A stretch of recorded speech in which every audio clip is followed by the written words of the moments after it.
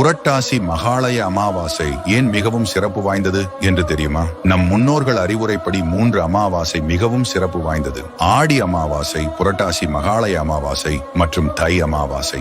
இறந்து போன நம் முன்னோர்கள் பித்ருலோகத்தில் இருந்து பூமிக்கு புறப்படும் நாளே ஆடி அமாவாசை என்பார்கள். அவர்கள் பூமிக்கு வந்து சேரும் நாளை மகாலய அமாவாசை என்றும், நம் முன்னோர்கள் மீண்டும் பூமியிலிருந்து பித்ருலோகத்திற்கு செல்லும் நாளை தை அமாவாசை என்று கூறுவார்கள். மகாலயம் என்றால் கூட்டாக வருதல் என்பதாகும். மறைந்த நம் முன்னோர்கள் ஒரு சேரக்கூடும் காலமே மகாலய பட்சம் என்று கருதப்படுகிறது. பட்சம் என்றால் 15 நாட்கள் ஆகும். அதாவது மறைந்த நம் முன்னோர்கள் 15 நாட்கள் நம்மோடு தங்கக்கூடிய காலத்தையே மகாலய பட்சம் என்று கூறுகிறோம். மகாலய பட்சம் புரட்டாசி மாத பௌர்ணமிக்கு மறுநாள் பிரதமை திதியில் தொடங்கி அமாவாசை வரை நீடிக்கிறது. எப்படிப்பட்ட பித்ரு தோஷத்தையும் பித்ரு சாபங்களையும் போக்கக்கூடிய ஆற்றல் படைத்த அமாவாசை என்றால் அது இந்த புரட்டாசி மகாலய அமாவாசை தான்.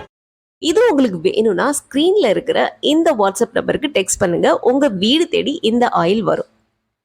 ரொம்ப நம்பிக்கையான ஆயில், நல்லி ஹேர் ஆயில்.